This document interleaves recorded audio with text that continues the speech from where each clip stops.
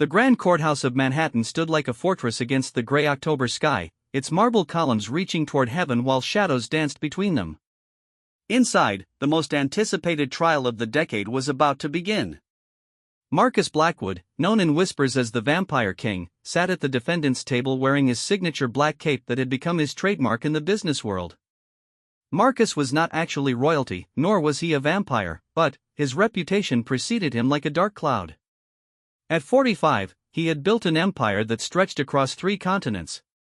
His steel-gray eyes had stared down presidents, his words had toppled governments, and his decisions had made or destroyed countless lives. The cape he wore was more than fabric, it was armor, a symbol of the untouchable power he wielded. The courtroom buzzed with nervous energy. Journalists filled every available seat, their cameras ready to capture what many believed would be the downfall of one of America's most powerful men. The charges were serious: tax evasion, money laundering, and conspiracy. If convicted, Marcus faced life imprisonment. Judge Patricia Hendricks entered the courtroom, her black robes flowing as she took her place behind the bench. She was known for her no-nonsense approach and had presided over some of the most high-profile cases in the country. Even she seemed tense as she looked out over the packed courtroom. "All rise," called the bailiff, though most people were already standing in anticipation. Marcus rose slowly, his cape settling around him like wings. He had faced hostile boardrooms, angry shareholders, and government investigations, but something about this moment felt different. The weight of his empire, his reputation, and his future all seemed to rest on his shoulders beneath that heavy black cape. The prosecution team, led by District Attorney Sarah Chen, had spent 3 years building their case. They had files of evidence, witness testimonials, and financial records that painted Marcus as a man who believed himself above the law. Sarah had made her career prosecuting white-collar criminals, but this case was personal. Marcus's business practices had destroyed her father's small construction company 15 years earlier, leaving her family in ruins. As the jury was sworn in, Marcus studied each face carefully. He had always been able to read people, to find their weaknesses and exploit them. It was a skill that had served him well in business, but, looking at these 12 ordinary citizens, he felt something he hadn't experienced in decades: uncertainty. The opening statements began with Sarah Chen painting Marcus as a man drunk on power who had forgotten that laws apply to everyone. She spoke of hidden offshore accounts, shell companies, and a web of deception that had enriched Marcus while honest taxpayers bore the burden of his greed. Marcus's defense attorney, the legendary Robert Sterling, countered by portraying his client as a brilliant businessman who had created thousands of jobs and contributed billions to the economy. He argued that the government was targeting Marcus because of his success, turning legitimate business practices into crimes through selective prosecution. Throughout the proceedings, Marcus sat motionless, his cape draped perfectly around his chair. He had learned long ago that showing emotion was a weakness, and he would not give his enemies the satisfaction of seeing him sweat. His face remained a mask of calm confidence, even as witness after witness testified about his alleged crimes. The first week of testimony was devastating for the defense. Former employees spoke of being ordered to destroy documents, offshore banking specialists detailed the complex structures used to hide money, and IRS agents presented evidence of systematic tax avoidance spanning over a decade. But Marcus had faced worse odds before. When he was 25, he had lost everything in a business deal gone wrong and had to rebuild from nothing. When he was 32, a hostile takeover had nearly destroyed his company, but he had fought back and emerged stronger. The cape he wore had been a gift from his late mother, a reminder that he came from humble beginnings and had earned everything through his own determination. As the prosecution rested their case, the courtroom was filled with the sense that Marcus Blackwood's reign was coming to an end. The evidence seemed overwhelming, the witnesses credible, and the jury appeared convinced. Even Marcus's supporters, the business leaders and politicians who had benefited from his success, began to distance themselves. The weekend recess gave everyone time to reflect on what they had witnessed. The media dubbed it the trial of the century, comparing Marcus to other fallen titans of industry. Op-ed writers penned pieces about the dangers of unchecked power and the importance of accountability. Marcus spent the weekend alone in his penthouse apartment, looking out over the city he had helped shape. The cape hung on a wooden valet in his bedroom, waiting for Monday's proceedings. For the first time in years, he allowed himself to feel the weight of his actions. Had he really become the monster they were painting him as? Sunday evening brought an unexpected visitor. Elena Rodriguez, Marcus's longtime assistant and one of the few people who truly knew him, arrived with troubling news. Someone had broken into the law firm's offices and stolen files related to his defense. The missing documents contained information that could either save him or seal his fate, depending on who had them. "We don't know who took them," Elena explained, her voice tight with worry. The security cameras were disabled, and whoever did this was professional. They knew exactly what they were looking for. Marcus paced the length of his apartment, his mind racing through possibilities. He had made many enemies over the years, people who would benefit from his downfall. But this felt different, more personal.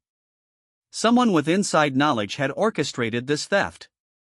As Monday morning approached, Marcus prepared for what could be his final week of freedom. He put on his cape with the same ritual he had performed for 20 years, adjusting it until it hung perfectly from his shoulders. The fabric felt heavier than usual, as if it carried the weight of all his decisions. The courtroom was even more crowded than before, with people standing in the aisles hoping to witness history. Marcus entered with his head high, his cape flowing behind him like a dark river. He had decided that whatever happened, he would face it with dignity. Judge Hendricks called the court to order and announced that the defense would begin presenting their case. Robert Sterling had promised a vigorous defense, but everyone could see the strain on his face. The stolen files had contained crucial evidence that could have challenged the prosecution's timeline and raised questions about their star witness. The first defense witness was Dr. Amanda Foster, a forensic accountant who had analyzed Marcus's financial records.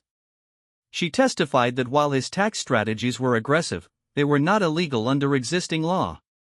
She explained the complex world of international finance in terms the jury could understand, showing how Marcus's actions, while perhaps morally questionable, fell within legal boundaries.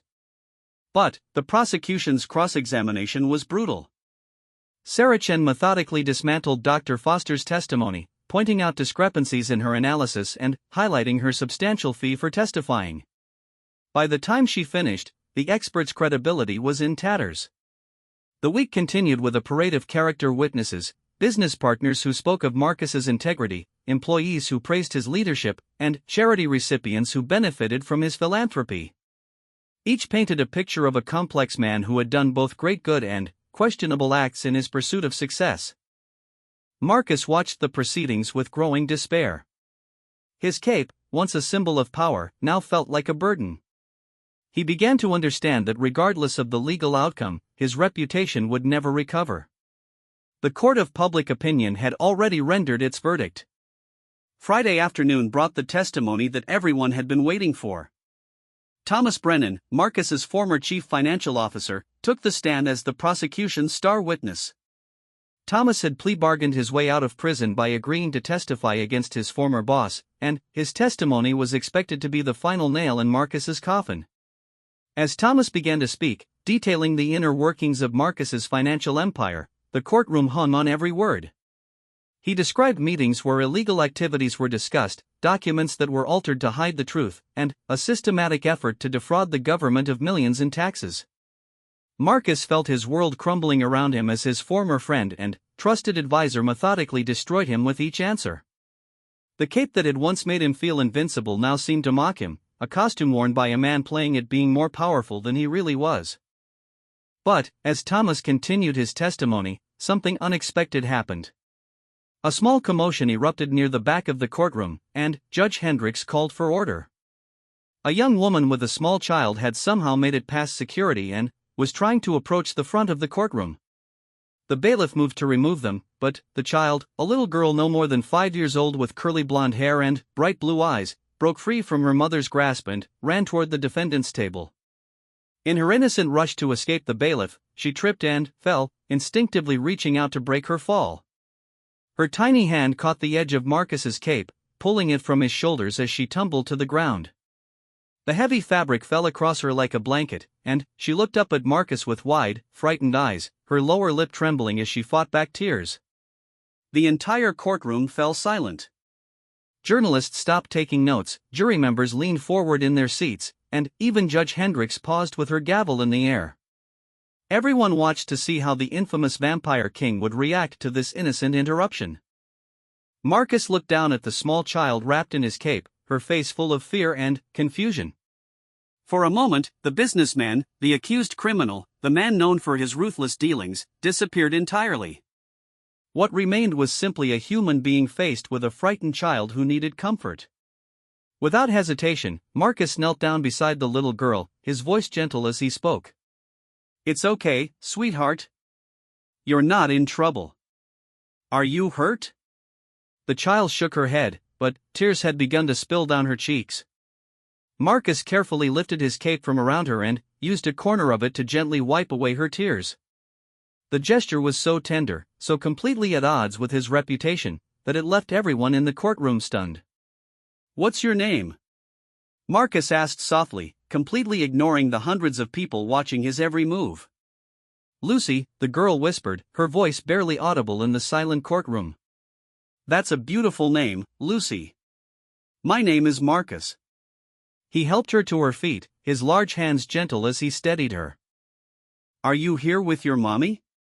Lucy nodded and pointed toward the back of the courtroom where her mother stood frozen, unsure whether to approach or flee. The young woman looked terrified, probably realizing that her daughter had just interrupted the most watched trial in the country. Marcus looked up at Judge Hendricks, his cape now wrinkled and disheveled from its encounter with Lucy. "Your Honor, might I return this young lady to her mother? She seems to be lost." The judge, who had been prepared to cite someone for contempt, found herself nodding instead. There was something about the scene before her that defied easy categorization. The man who had been portrayed as a heartless monster was now holding the hand of a small child with infinite gentleness. Marcus walked Lucy back to her mother, his cape trailing behind him. The young woman, who introduced herself as Maria Santos, explained through tears that they had come to the wrong courtroom. She was supposed to be at a custody hearing down the hall but had gotten confused by all the activity surrounding the high-profile trial. "Please don't let them arrest me," Maria whispered to Marcus. "I can't afford to be in trouble. Lucy needs me." Marcus looked at the scared young mother and saw something that reminded him of his own mother, who had struggled to raise him alone after his father left. "No one is going to arrest you," he said firmly. "You made an innocent mistake." He turned to address the bailiff, his voice carrying the authority that had made him a powerful man. "This woman and her daughter are not to be charged with anything. They simply took a wrong turn. Please escort them safely to the correct courtroom." As Maria and Lucy were led away, the little girl turned back to wave at Marcus. "Thank you for being nice to me," she called out, her voice carrying across the silent courtroom. Marcus waved back, and, for just a moment, his carefully maintained composure cracked. Those watching closely could see emotion flicker across his face, not the calculated expressions of a businessman, but genuine human feeling. As he returned to his seat, Marcus was acutely aware that everything had changed. The cape he rewrapped around his shoulders no longer felt like armor. The courtroom that had seemed like a battlefield now felt like a place where truth might actually matter more than power. Thomas Brennan still sat in the witness box, his testimony interrupted by the unexpected interlude. Judge Hendricks called for a brief recess, and, as people filed out of the courtroom, the buzz of conversation was different than before. Instead of discussing financial crimes and legal strategies, people were talking about what they had just witnessed. Marcus remained in his seat, lost in thought. Lucy's innocent gesture had pulled away more than just his cape, it had stripped away the persona he had built around himself for decades. For 5 minutes, he had been reminded of who he used to be before power and success had hardened his heart. The recess ended, and the trial resumed, but something fundamental had shifted. The jury looked at Marcus differently now, seeing not just the accused criminal but also the man who had comforted a frightened child. The media coverage that evening would focus as much on his kindness to Lucy as on the damaging testimony that had preceded it. As the day ended and the court adjourned, Marcus left the courthouse with his cape once again perfectly arranged around his shoulders. But he carried with him the memory of a little girl's trusting eyes and the realization that somewhere along the way to building his empire, he had lost sight of what truly mattered. The trial would continue, the verdict would be rendered, and Marcus would face whatever consequences awaited him. But the moment when Lucy pulled his cape had changed something essential about how he saw himself and how others saw him. In trying to comfort a frightened child, he had inadvertently revealed that beneath the Vampire King persona was still a human being capable of compassion. That night, as Marcus hung his cape in his closet, he made a decision that would surprise everyone who thought they knew him. Regardless of what happened in court, he was going to find a way to help Maria Santos and her daughter Lucy. It was a small gesture, perhaps, but it felt like the first genuine thing he had done in years. The Vampire King's cape had been pulled by a little girl, and, in that simple act, everything had begun to change. The weekend following Lucy's unexpected appearance in the courtroom brought a media storm unlike anything Marcus Blackwood had ever experienced. Every major news outlet ran the story of how the feared Vampire King had been brought to his knees by a 5-year-old girl. The footage of Marcus gently wiping Lucy's tears and walking her back to her mother played endlessly on television, creating a narrative that complicated the prosecution's portrayal of him as a heartless criminal. Marcus spent Saturday morning in his penthouse apartment, watching the news coverage with a mixture of amazement and discomfort. He had been in the public eye for decades, but this was different. For the first time, people were seeing him as something other than the ruthless businessman who had crushed his competitors and accumulated vast wealth through questionable means. Elena Rodriguez arrived at his apartment with a stack of newspapers and a worried expression. "The phones haven't stopped ringing," she reported. "Everyone wants to know if this changes your defense strategy. The lawyers think we should capitalize on the positive publicity." Marcus walked to his window and looked out over Manhattan, his cape hanging nearby on its usual stand. The garment that had been his trademark for 20 years now seemed like a relic from another life. "What do you think, Elena? Should we turn a frightened child into a publicity stunt?" Elena had worked for Marcus for 15 years and had seen him make decisions that affected thousands of lives. She had watched him build an empire through sheer force of will and intelligence, but she had also seen the toll that success had taken on his soul. "I think," she said carefully, "that little girl reminded you of something you had forgotten." Before Marcus could respond, his phone rang. Robert Sterling, his defense attorney, was calling with unexpected news. "Marcus, we need to meet immediately. Something has happened that could change everything." An hour later, Marcus sat in Sterling's office, his cape draped over the back of his chair. The stolen files had been returned, left anonymously at the law firm's front desk with a note that simply read, "The truth matters more than revenge." Inside the files was information that could potentially exonerate Marcus of the most serious charges, but there was also evidence that could implicate him in other crimes. "Someone is playing games with us," Sterling explained, spreading the documents across his desk. "These files contain evidence that could prove your innocence regarding the tax evasion charges, but they also reveal activities that the prosecution doesn't know about yet." Marcus studied the papers, recognizing documents he thought had been destroyed years ago. Someone with intimate knowledge of his business operations had access to his most closely guarded secrets. The question was whether this person was trying to help him or destroy him more completely. "There's something else," Sterling continued. "We've received a call from Maria Santos, the mother of the little girl from Friday. She wants to speak with you." Marcus looked up from the documents, surprised. "About what?" "She didn't say, but she seemed very determined. She's asked to meet with you before the trial resumes on Monday." That afternoon, Marcus found himself in a small coffee shop in Queens, far from the Manhattan power centers where he usually conducted business. Maria Santos sat across from him, Lucy coloring quietly in a booth nearby. Without his cape and dressed in simple clothes, Marcus looked like any other middle-aged man having coffee, though other patrons occasionally glanced his way with recognition. "I wanted to thank you," Maria began, her voice soft but determined. "What you did on Friday, you didn't have to be kind to Lucy, especially not with all those people watching." Marcus watched Lucy carefully selecting crayons for her drawing. She was scared. Any decent person would have done the same thing. Maria smiled sadly. "You'd be surprised how few people bother to be decent when it doesn't benefit them. I know who you are, Mr. Blackwood. I know what people say about you. But what I saw on Friday was a good man who cares about children. What I am, Marcus said quietly, is someone on trial for very serious crimes. Your daughter's kindness doesn't change that. Maybe not, Maria agreed, but it showed me something important. You see, I work as a night cleaner at several office buildings in Manhattan. One of them is the Brennan Financial Building. Thomas Brennan, the man who's testifying against you? I clean his office 3 nights a week. Marcus felt his pulse quicken but kept his expression neutral. I'm not sure I understand what you're telling me. Maria glanced around the coffee shop to make sure no one was listening. Last month, I was cleaning late when Mr. Brennan came back to the office. He was on the phone, and he was very upset. He said something about having to lie in court to save himself from prison.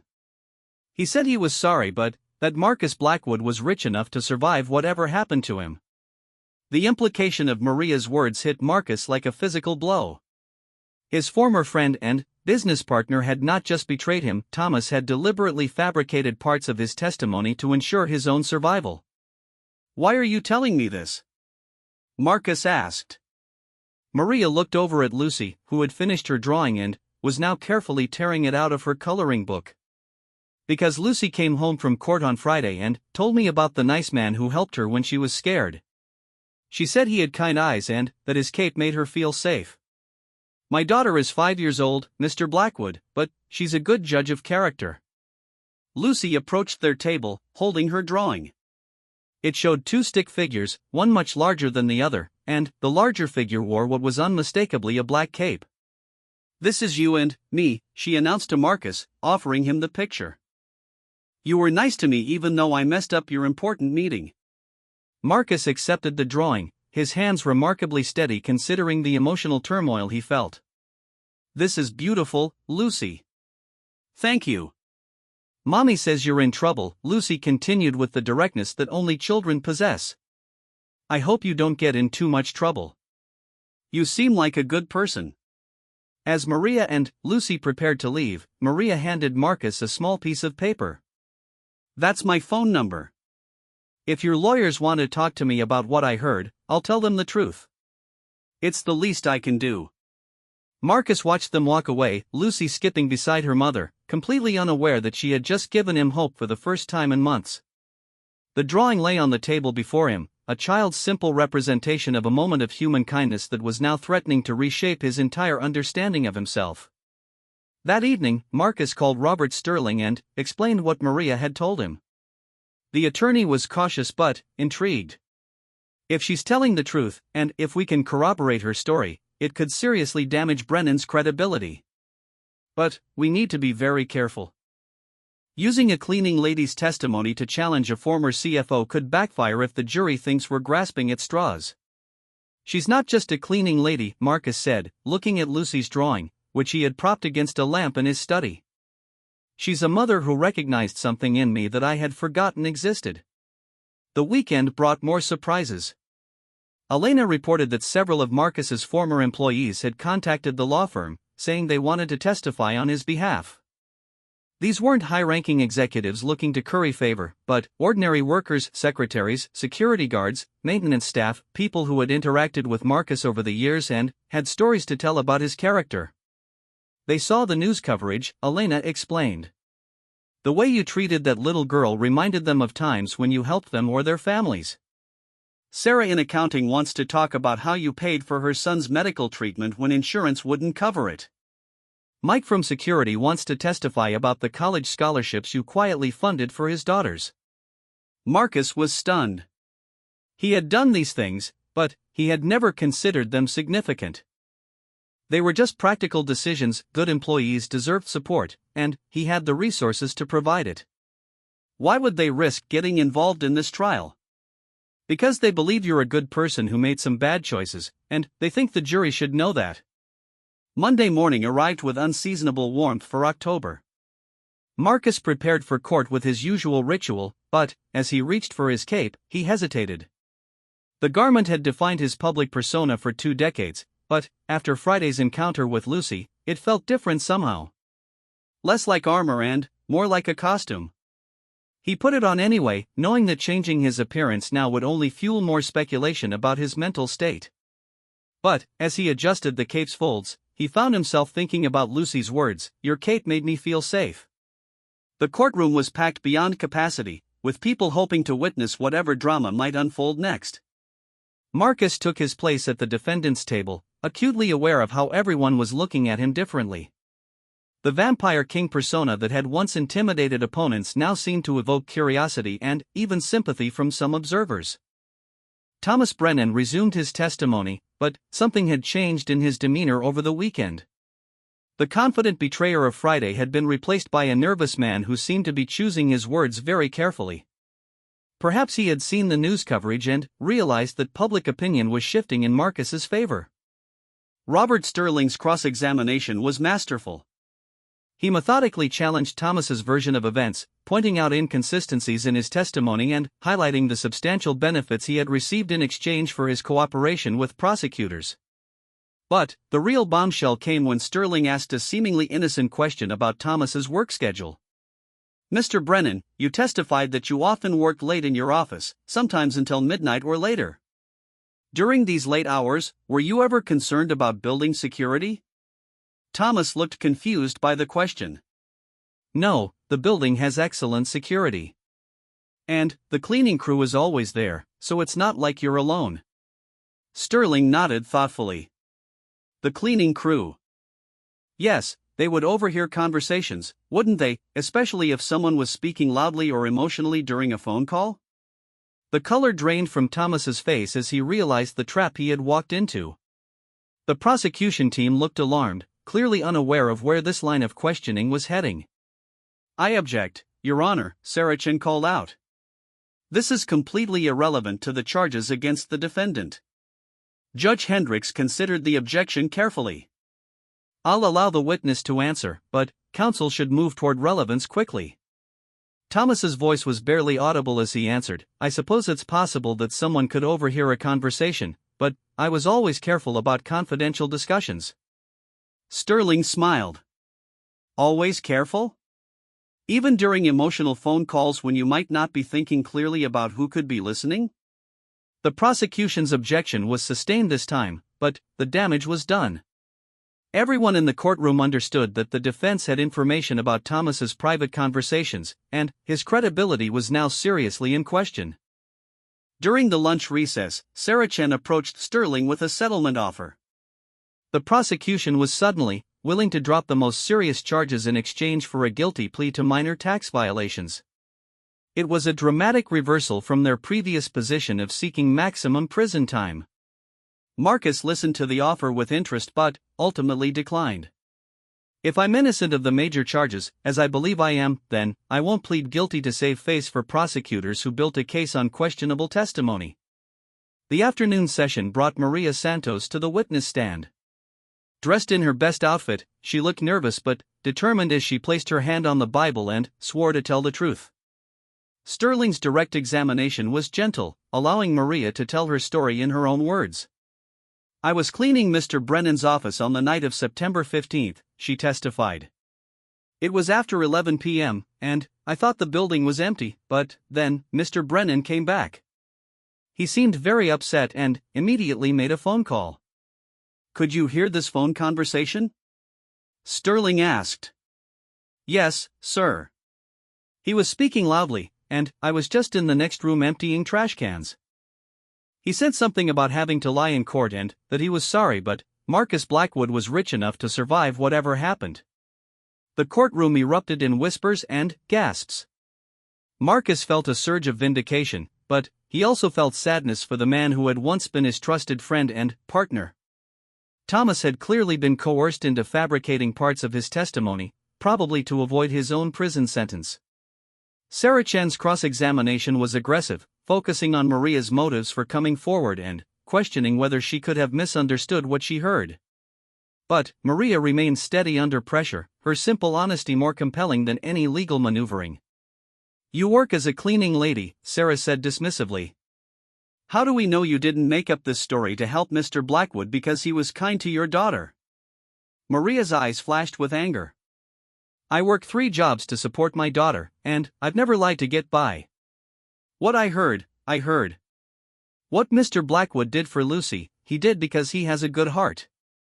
Those are 2 separate things. As the day ended, Marcus felt cautiously optimistic for the first time since the trial began. Maria's testimony had seriously damaged the prosecution's case, and the jury seemed to be viewing him more favorably. But he knew that the legal system was unpredictable, and there were still serious charges to answer. That evening, Marcus received an unexpected visitor. Thomas Brennan stood at his apartment door, looking haggard and defeated. The 2 men who had once been close friends and business partners now faced each other as adversaries. "May I come in?" Thomas asked quietly. Marcus stepped aside to let him enter, noting how Thomas's eyes immediately went to the cape hanging on its usual stand. "That thing always made you feel invincible, didn't it?" Thomas said bitterly. "Like you were above the law." "It was never about being above the law," Marcus replied. "It was about projecting strength in a world where weakness gets you destroyed." Thomas slumped into a chair, looking older than his 50 years. "Do you know what it's like to be threatened with 20 years in prison for following orders? They told me that if I didn't testify against you, they would make sure I never saw my grandchildren grow up." Marcus felt a wave of sympathy for his former friend, understanding now that Thomas had been trapped in an impossible situation. "Why are you here, Tom?" "Because that cleaning lady was right. I did lie on the witness stand, at least about some things. The government threatened my family if I didn't give them what they wanted, so I embellished the truth to make you look worse than you actually were." The admission hung in the air between them. Marcus felt vindicated but also deeply saddened by how their friendship had been destroyed by fear and legal maneuvering. "What do you want me to do with this information?" Marcus asked. Thomas stood up, looking directly at his former friend. "Nothing. I just wanted you to know that the man who built this empire wasn't the monster they're making you out to be. You made mistakes, yes, but you were never the criminal mastermind they described." After Thomas left, Marcus sat alone in his apartment, processing everything that had happened. Lucy's innocent gesture had started a chain reaction that was revealing truths he had never expected. The cape that had once symbolized his power now seemed to represent something else entirely: the human capacity for both good and evil, strength and vulnerability. The next morning brought news that would change everything once again. Robert Sterling called with barely contained excitement. "Marcus, you need to sit down. We just received a call from the Department of Justice. Someone has come forward with evidence that completely contradicts the government's case against you." Marcus felt his heart racing as Sterling continued. "It's someone from inside the prosecutor's office. They have documents showing that key evidence was fabricated and that witnesses were coerced into giving false testimony. This isn't just about your case, it's about systematic prosecutorial misconduct." As Marcus prepared for what might be his final day in court, he looked at his cape one last time.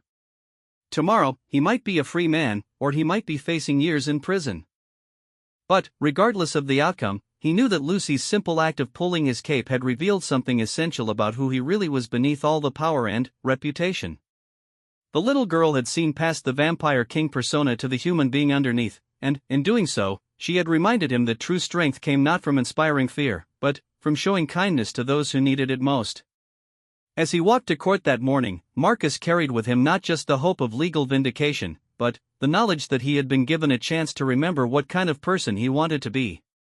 The cape still flowed behind him as he entered the courthouse, but it no longer felt like a burden. Instead, it had become a reminder of the moment when a 5-year-old girl had trusted him enough to let him wipe away her tears, and, in doing so, had changed his life forever. The Wednesday morning that would determine Marcus Blackwood's fate dawned crisp and clear, with autumn sunlight streaming through the tall windows of the Manhattan courthouse. Media trucks lined the streets, and crowds of spectators had gathered since dawn, all hoping to witness the conclusion of what had become one of the most emotionally charged trials in recent memory. Marcus arrived at the courthouse wearing his signature black cape, but something fundamental had changed in his bearing.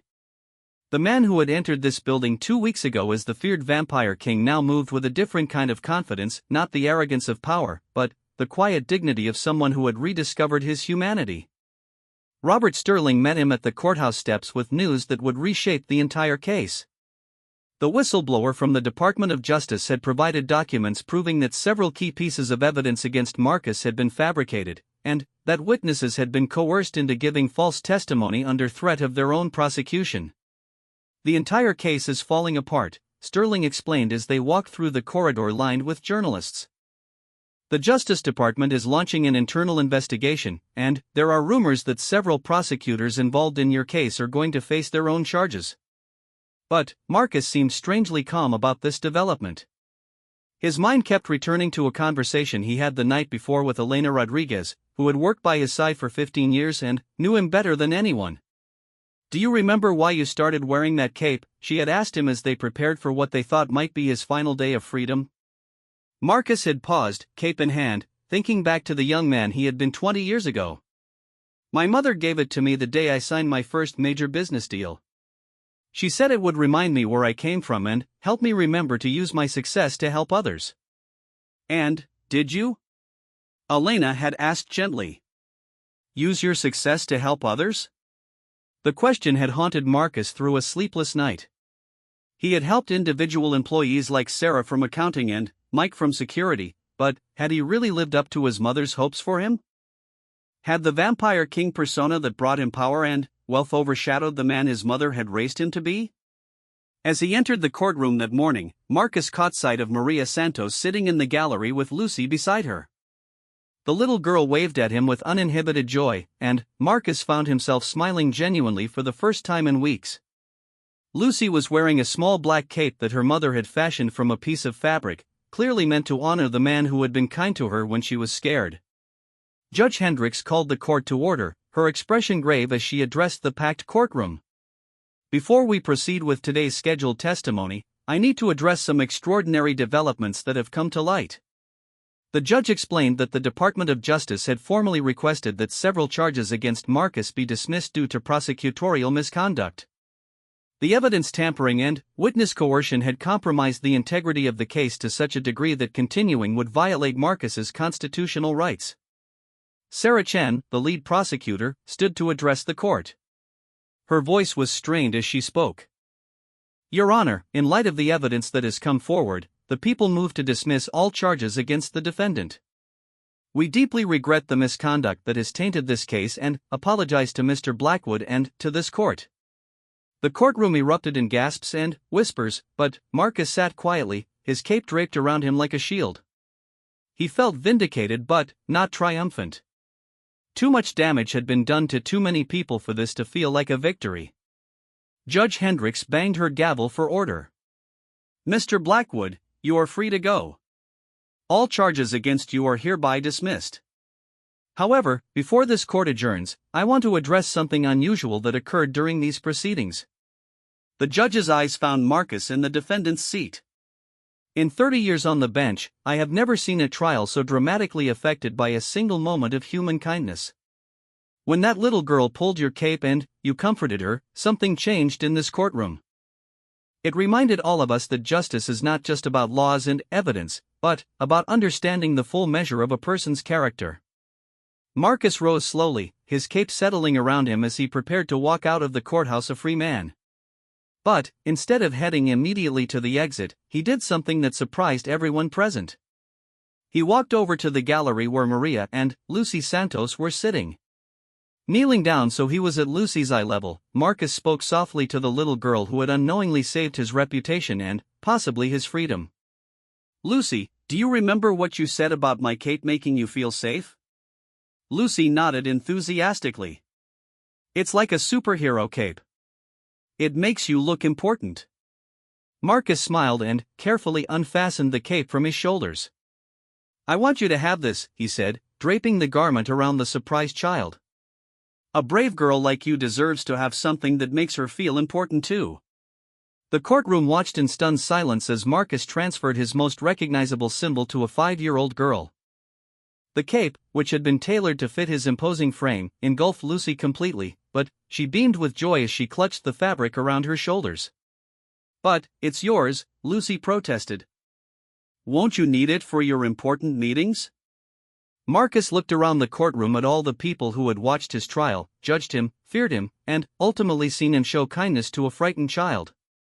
"I think I've learned that the really important things don't require special clothes, Lucy. They just require a good heart." Maria Santos had tears in her eyes as she watched her daughter receive this unexpected gift. "Mr. Blackwood, this is too generous. We can't accept something so valuable." "It's not valuable because it's expensive," Marcus replied, still kneeling beside Lucy. "It's valuable because it helped me remember who I want to be. And now maybe it can help Lucy remember that she should always be brave enough to help others when they're scared, just like she helped me." As Marcus stood and prepared to leave the courthouse, Thomas Brennan approached him. The two former friends and business partners faced each other one last time, the weight of their shared history and recent betrayal hanging between them. "I'm sorry, Marcus," Thomas said quietly. "For everything. You didn't deserve what I did to you." Marcus extended his hand to his former friend. "We both made choices, Tom. The important thing is learning from them and doing better going forward." The handshake between the two men was captured by dozens of cameras, but Marcus no longer cared about managing his public image. He had spent 20 years crafting a persona that would intimidate and impress others, but Lucy's simple trust had shown him that authenticity was more powerful than any reputation. Outside the courthouse, the media frenzy was intense. Reporters shouted questions about his plans, his feelings about the prosecutorial misconduct, and the symbolism of giving his cape to a child. Marcus answered a few questions but kept his responses simple and dignified. "I'm grateful that the truth came to light," he said to the assembled reporters. "This experience has taught me that real strength comes from lifting others up, not from inspiring fear. I plan to spend the rest of my career remembering that lesson." One reporter pressed him about his future business plans, whether he would seek revenge against those who had falsely accused him. Marcus looked back at the courthouse where Lucy could be seen in a window, still wearing his cape and waving excitedly. "My only plan," Marcus said, "is to build something worthy of that little girl's faith in me." The weeks following the trial's dismissal brought a flood of revelations about prosecutorial misconduct in other high-profile cases. Sarah Chen resigned in disgrace, and several other prosecutors faced their own criminal charges for evidence tampering and witness intimidation. The scandal rocked the legal system and led to widespread calls for reform. Marcus found himself in an unusual position. His vindication had restored his reputation, but the experience had fundamentally changed his priorities. Instead of returning to the aggressive business tactics that had built his empire, he began restructuring his companies to focus on ethical practices and community benefit. The first major announcement came a month after the trial ended. Marcus established the Lucy Santos Foundation, dedicated to providing legal aid for families facing false prosecution and educational scholarships for children from low-income families. Maria Santos was hired as the foundation's first community liaison, a position that allowed her to quit her 3 jobs and focus on helping other families navigate the legal system. Elena Rodriguez, who had stood by Marcus throughout his ordeal, became the foundation's executive director. "He's still the same brilliant businessman," she told a reporter. "But now he's using those skills to help people instead of just accumulating wealth." The transformation wasn't limited to philanthropy. Marcus restructured his business empire to prioritize employee welfare and environmental responsibility. He implemented profit-sharing programs, comprehensive healthcare coverage, and educational assistance for all employees, not just executives. When asked about these changes, Marcus often referenced his encounter with Lucy. "A 5-year-old girl saw something in me that I had forgotten existed. She reminded me that power is meaningless if it's not used to help others." 6 months after the trial, Marcus received an invitation that meant more to him than any business award or government recognition. Lucy Santos was turning 6, and she wanted him to attend her birthday party. She had specifically requested that he come without a cape because she was now the official keeper of his original cape, which she wore to school on special occasions. The party was held in a small community center in Queens, a far cry from the luxury hotels and exclusive clubs where Marcus usually spent his time. But, as he watched Lucy and her friends play games and eat cake, he realized he hadn't felt this content in years. You know, Maria said to him as they watched the children play, Lucy tells everyone that you're her friend who used to be a king but decided to be a regular person instead. Marcus laughed at the simplicity of a child's understanding. Maybe that's the most accurate description anyone's ever given of what happened to me. As the party wound down, Lucy approached Marcus with a serious expression on her 6-year-old face. She was wearing his old cape, which had been shortened to fit her but still retained its dramatic flair. "Mr. Marcus," she said formally, "I have something important to tell you." Marcus knelt down to her level, just as he had done in the courtroom months earlier. "What is it, Lucy?" "I've been thinking about your cape, and I think it has magic powers." "Magic powers?" Marcus asked with a smile. "What kind of magic?" Lucy considered this carefully. "It makes people remember to be nice. When I wear it to school, I remember to help kids who are sad or scared. And, when you wore it, you remembered to help me when I was scared in that big room with all the people." Marcus felt a lump in his throat as he listened to this 6-year-old's wisdom. "You might be right about that, Lucy. Maybe the real magic is remembering that we all have the power to help each other." "Exactly," Lucy exclaimed. "So I'm going to take really good care of your cape and use its magic powers to help people, just like you did." As Marcus prepared to leave the party, Lucy had one more surprise for him. She handed him a small package wrapped in colorful paper. "This is for you," she announced. Inside was a child's drawing, more sophisticated than the stick figure picture she had made months earlier. This drawing showed Marcus kneeling beside her in the courtroom, but, instead of his cape being black, Lucy had colored it in rainbow hues, bright and hopeful. "I drew you a new cape," she explained. "This one is invisible, but it's still magic. It helps you remember to be kind even when people can't see it." Marcus carefully folded the drawing and put it in his jacket pocket, next to his heart. "Thank you, Lucy. I'll treasure this always." 1 year after the trial that had changed his life, Marcus Blackwood stood before a congressional committee investigating prosecutorial misconduct. His testimony helped expose systematic abuses that had sent innocent people to prison and protected actual criminals with political connections.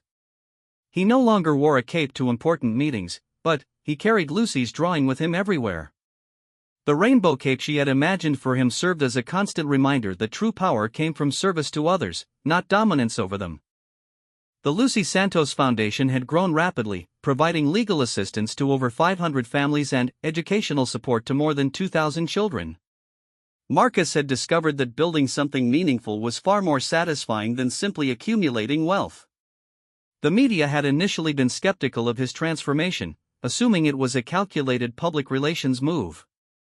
But, as months passed and Marcus consistently chose compassion over profit, community service over personal gain, even the most cynical observers began to believe that his change was genuine. Thomas Brennan, his former friend and business partner, had pleaded guilty to perjury and received a suspended sentence in exchange for his cooperation with the prosecutorial misconduct investigation. He had lost everything, his business, his reputation, his savings, but he had found unexpected redemption in working with Marcus's foundation, helping other witnesses who had been coerced into giving false testimony. "I don't expect forgiveness," Thomas told Marcus during one of their monthly meetings. "But I'm grateful for the chance to help undo some of the damage I caused." Marcus looked at his former friend with genuine compassion. "We all make mistakes, Tom. What matters is what we do after we realize we've made them." 2 years after Lucy pulled his cape in that Manhattan courtroom, Marcus received news that filled him with pride and joy. Lucy Santos, now 7 years old, had been selected as the youngest recipient of the city's Good Citizenship Award for her volunteer work at a local homeless shelter, where she read stories to other children and helped serve meals. The awards ceremony was held in the same courthouse where their lives had first intersected. Lucy, still keeper of Marcus's original cape, wore it proudly as she accepted her award. The sight of the small girl in the dramatic black cape, speaking confidently about the importance of helping others, brought tears to many eyes in the audience. In her acceptance speech, Lucy talked about her friend Marcus, who had taught her that everyone has the power to help others if they just remember to be kind. She spoke with the wisdom of someone far beyond her 7 years, explaining that real superheroes don't need special powers, they just need to care about other people. Marcus sat in the audience, overwhelmed with emotion as he listened to this remarkable child speak. The girl who had accidentally pulled his cape and changed his life was now inspiring others with the same message of compassion and service that had transformed him. After the ceremony, as Marcus congratulated Lucy on her award, she had another surprise for him. She had been working on a special project with her art teacher, and she presented him with a painting she had created. The painting showed two figures standing together, one tall and one small, both wearing capes that seemed to glow with inner light. The background was filled with other people, all connected by streams of golden light that flowed from the caped figures to everyone around them. "It's called the magic of helping," Lucy explained proudly. "My teacher says it shows how kindness spreads from person to person like light." Marcus hung the painting in his office, where it served as a daily reminder of the most important lesson he had ever learned. The vampire king who had once ruled through fear and intimidation had died in that courtroom when a frightened child pulled his cape. In his place had emerged a man who understood that true power came from lifting others up, not keeping them down. The cape that had once symbolized his dominance over others now belonged to a 7-year-old girl who wore it as a reminder to help anyone who was scared or sad. And Marcus had discovered that he didn't need a cape to be the man his mother had always hoped he would become. Years later, when Lucy was old enough to understand the full story of that day in court, she would ask Marcus if he missed being powerful and feared. He would smile and tell her that he had never been more powerful than when he knelt beside a frightened child and chose kindness over indifference. The vampire king's cape had been pulled by a little girl, and, in that moment, everything had changed. The court had held its breath, waiting to see how a man known for his ruthlessness would react to an innocent interruption. What they witnessed was the transformation of a soul, the birth of compassion where only calculation had existed before. Marcus Blackwood had entered that courtroom as a defendant facing the destruction of everything he had built. He left it as a man who had rediscovered his purpose and found a legacy worth leaving behind. The cape might have been transferred to new shoulders, but its true magic, the power to remind people of their capacity for good, lived on in every life touched by Lucy's foundation and Marcus's transformed vision of what it meant to be truly successful. In the end, the most powerful lesson came from the smallest teacher, that sometimes the greatest act of strength is simply choosing to wipe away a child's tears, and that true royalty is measured not by what we take from the world, but by what we give back to it.